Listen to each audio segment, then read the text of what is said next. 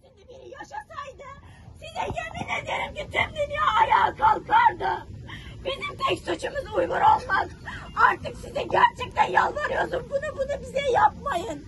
Sadece sesimiz olun. Sokağa çıkmayın istemiyoruz zaten. Bizim için bir şey yapın demiyoruz. Sizden para talep etmiyoruz. Sizden ortaya çıkmanızı, bir şey yapmanızı hiçbir şekilde istemiyoruz. Sadece dünyaya bunu gösterin. Çin'in nasıl bir şey olduğunu gösterin. Artık görsün, dayanacak hiçbir şekilde gücümüz kalmadı. Lütfen bize bunu yapmayın. Burada okuyan tüm anneler, babalar, abiler, kız kardeşler hepsi şu an Ürümçi için ayağa kalktı. Hepsi şu an Doğu Türkistan için ayağa kalktı. O 2 aylık bebek, 5 yaşındaki kız çocuğu, o anne bir de o yangının çıkma sebebini yine bize attı. Dedi ki evde elektrik sebebiyle çıktı. Neden? Hani sen insan haklarını koruyordun. Evde elektrikle çıkan bir yangını gelmiş senin orada 3-5 tane itfaiye araban söndürememiş. Niye? Bu mu senin insanları koruman? Bu mu senin insan hakların? Gerçeklerin bu mu? Çin bunların hiçbirini sen yok edemezsin. Dünden beri ortaya çıkan tüm videolar kaldırılıyor. Mesaj atanlar, orada derdini anlatmaya çalışanların hesapları kapatılıyor. Buna bir şahit oluyoruz, görüyoruz. Evde oturup, bizim kardeşlerimiz acı çekiyormuş. Biz kardeşlerimizi seviyoruz. Biz kandaşız demekle olmuyor. Lütfen sesimizi duyurun. Lütfen medyaya bunları gösterin. Dünya artık görsün. Bir tane köpeği sokakta araba çarpsa, yemin ederim ki tüm Türkiye halkı o köpek için üzülüyor. Bizim şu an köpekçilik değerimiz yok. Kedi köpekçilik değerimiz yok. Lütfen bunu bize yapmayın. Biz de insanız. Bizim de dayanacak gücümüz kalmadı. Ama siz kalkın deyin ki ey Uygur milleti, ey Doğu Türkistanlılar, bize bir şey oluyor. Gelin bize sesimiz olun dediğinizde biz hiç düşünmeden size canımızı veririz. Gerçekten canımızı veririz. Buradaki annelerin haklarını 2 dünya ödeyemezsiniz. Bizim haklarımızı bu şekilde devam ederseniz Allah'ın önüne gittiğini hiçbir şekilde ödeyemezsiniz. Tek tek sizden soracaklar.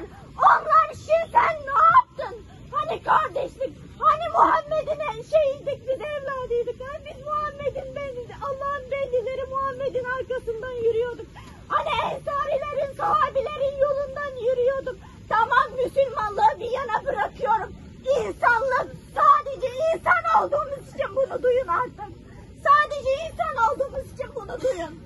Artık sokağa dökülmeyin. Sadece istediğim sokağa dökülmeyin diye kusura bakmayın, şu an sinirimden, acımdan yani ne diyeceğimi bile anlayamaz hale geldim. Sabahtan beri ellerim titriyor. Ben 22 yaşındaki bir genç kızım. Neden ben dünyadaki insanlar gibi gençliğimi yaşayamıyorum? Neden ben tüm dünyadaki gençler gibi okulumu rahat okuyamıyorum? Ben neden 22 yaşımda bunları düşünmek zorunda kalıyorum? Bunları hiç düşündünüz mü? Sizin insan hakları dedikleriniz şu an hiçbir şekilde bize uygulanmıyor. Bizim insan haklarımız yok. En ufak ya dilimiz, en ufak dilimizi bile kullanamıyoruz. Uygurca kelime kullandığımızda biz Çin'in önünde suçlanıyoruz. Biz Çin'in önünde suçlanıyoruz. Bu bir kişilik iş yemez. Yani dün ölen sadece 39-44 kişi işine değil. Orada milyonlarca Uygur nazik haklarında yok ediliyor. Lütfen artık bizi duyun. Lütfen artık bizi duyun.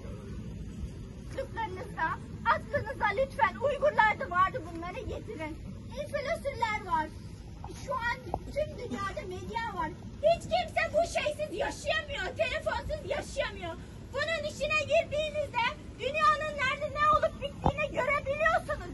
Bize geldiğinde böyle yapmayın. Bizi de izleyin. Bunlar da insanmış diye.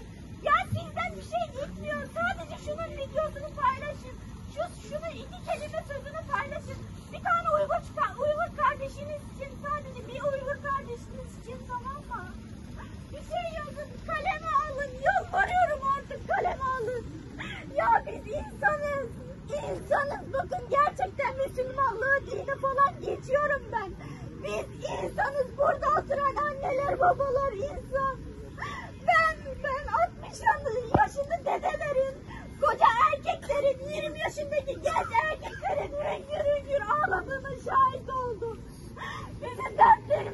var. Bize başka hiçbir şey gerek değil. Gerçekten bakın.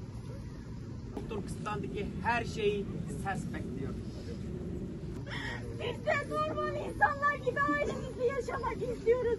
Biz de normal insanlar gibi hayat yaşamak istiyoruz. Tek istediğimiz bunlar. Tek istediğimiz bunlar. Oradaki bebeklerin hiçbir suçu yoktu. Oradaki annelerin hiçbir suçu yoktu.